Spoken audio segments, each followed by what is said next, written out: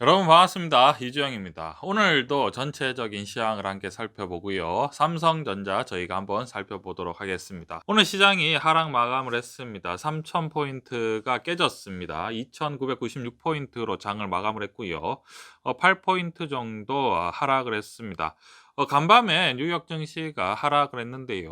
원인을 살펴보면 많은 이유가 있지만 코로나가 재확산되고 있는 상황이다. 이러한 또 당혹스러운 이유를 붙여서 하락을 하는 모습을 보였는데요.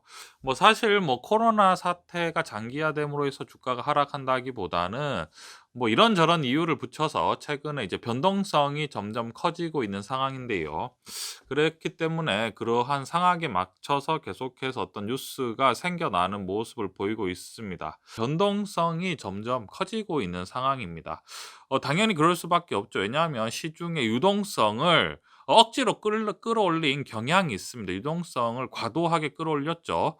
그 이유는 모두 다 알고 계시겠지만 코로나 사태 때문에 신용 경색이라든지 금융 시스템 마비를 막기 위해서 계속해서 많은 어떤 이제 양적 완화라든지 추가 부양책을 통해서 시중에 자금을 계속해서 공급하고 있는 상황인데, 이러한 상황이 어느 정도 이제 좀 한계에 다다르고 어느 정도 고점에 다다랐다라는 인식이 전방위적으로 퍼지기 시작하면서 어떤 경계심이 굉장히 커지고 있는 상황이죠.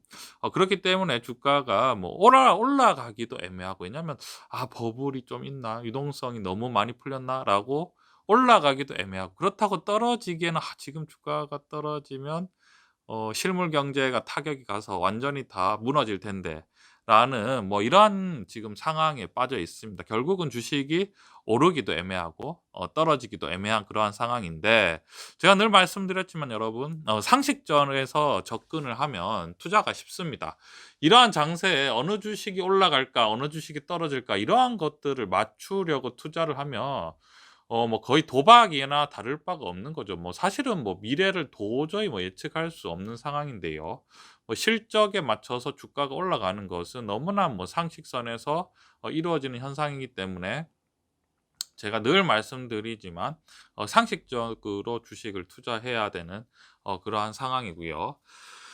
제가 또 여러분들에게 말씀을 드리면, 제가 사실은 비슷한 얘기를 많이 하는 것 같습니다, 여러분. 그리고 삼성전자에 대해서 계속 말씀을 드리는데, 사실 제가 여러분들을 위해서 많은 것들을 할 수 있죠. 이렇게 제가 유튜브로 여러분들에게 방송을 하지만 투자 경험과 지식에 대한 것을 엄청나게 뽐낼 수도 있고, 그리고 어려운 말을 해서 굉장히 뭔가 유식해 보이면서 많이 아는 것처럼 그렇게 보이게 할 수도 있지만, 제가 생각하는 포지션은 여러분들의 어떤 멘탈을 잡아주는 것에 굉장히 지금 초점을 맞추고 있습니다. 여러분, 제가 주식 투자를 굉장히 지금 오래 한 상황이고, 그리고 여기에서 많은 어떤 경험을 한 결과 제가 어떤 것을 느꼈냐면, 주식 시장이 여러분 굉장히 어렵습니다. 여러분 아마 하시면 할수록 어렵다고 느끼실 거예요. 아냐 처음에는 주식 좀 쉽다. 차트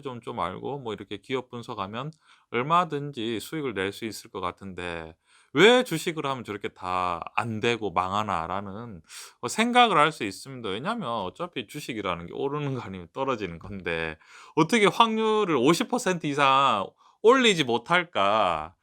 저렇게 많이 배우고 공부를 하면 충분히 확률이 올라갈 거고 '투자를 더 잘할 수 있을 텐데.'라고 생각을 하지만 여러분, 그것은 사실은 굉장히 초보적인 관점이고요. 투자를 하면 할수록 주식 투자는 굉장히 어려워집니다. 그게 왜냐하면 하면 할수록 어차피 보면 투자 자금이 더 많아질 것이고, 또 많이 알면 알수록 생각이 더 많아지게 되는 거죠.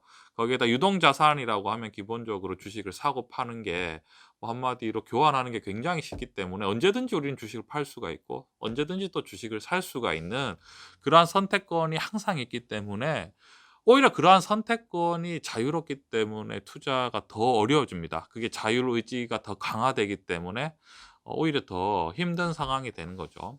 결국은 여러분 사실은 단순하죠, 여러분. 우리가 삼성전자를 사면 결국은 주식이 올라간다는 것은 누구나 아는 사실이지만 누구나 아는 사실이지만 누구나 수익을 낼 수는 없습니다, 삼성전자로. 그렇기 때문에 제가 봤을 때 전체적으로 우리가 시장을 봤을 때 지금 가장 어떤 경쟁력이 있고 어떤 안정성을 갖추면서 성장성이 있는 주식이 무엇이냐라고 생각을 하면 누가 봐도 뭐 "삼성전자를 사세요."라고 말씀을 드리면 "그걸 모르는 사람이 어디 있느냐."라고 반문을 할 수 있겠죠. "아니 삼성전자 사면 결국은 오르겠죠." 이렇게 다 말은 합니다.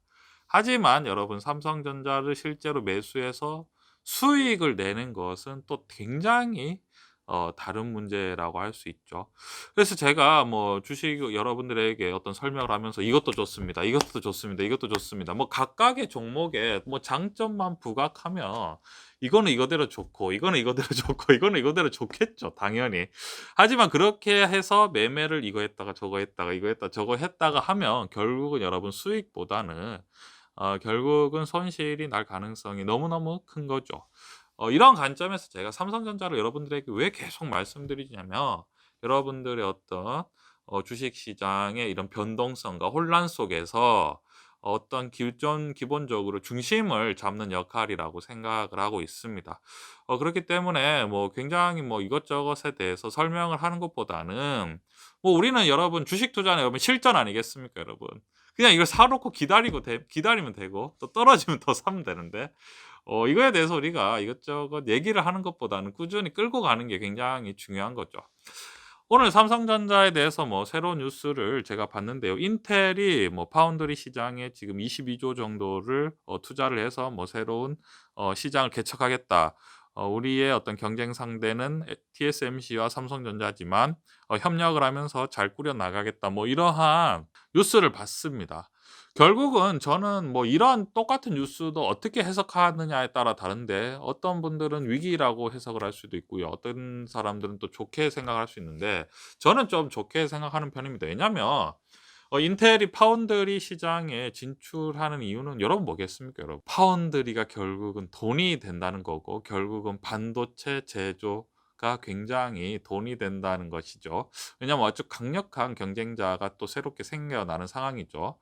뭐 실제로 지금 최근에 2차 전지라든지 전기차 시장 같은 경우에 돈이 된다고 판단이 되니까 테슬라부터 시작해서 갑자기 애플도 애플카를 만들겠다라고 하고 폭스바겐도 자체 배터리를 만들겠다라고 하고 뭐 현대차도 전기차 시장에 뛰어들고 전 세계가 돈이 될 만한 그런 업종에 뭐 당연히 다 뛰어들겠죠. 자본력이 갖고 있는 주식 같은 경우에는요. 회사 같은 경우에는요. 그런 의미에서 사실은 뭐 전기차라든지 2차 전지 이러한 시장보다 사실은 반도체가 훨씬 더 고도의 기술이죠. 왜냐하면 정말 정밀한 작업이기 때문에 흉내 낼 수도 없는 수준으로 지금 기술이 올라가 있죠. 뭐 7 나노까지 지금 올라간 상황이기 때문에 쉽사리 접근하지 못하는 시장인데도 불구하고 인텔이 거의 사생결단으로 22조를 투자를 하겠다. 미국 정부가 지원을 한다. 뭐 이러한 얘기가 있으면서까지 지금 한다는 걸 보니까 결국은 이 시장이 굉장히 성장성이 있고 돈이 된다는 거죠. 뭐 당연히 여러분 뭐 지금 TSMC와 삼성전자가 경합을 하고 있는 상황에서 TSMC가 조금 더 우위에 있는 상황이죠. 그런데 결국 이게 돈이 되면 자본력을 갖춘 뭐 새로운 기업이 계속해서 출몰할 수밖에 없는 상황이고 뭐 인텔이 아니더라도 누구든지 계속해서 뛰어들려고 하는 상황이죠. 중요한 것은 그동안의 어떤 기술 축적이라든지 어떤 행보를 봤을 때 '삼성전자가 호락호락하게 그렇게 밀리진 않을 것이다.'라고 누구나 생각할 수 있는 상황이죠.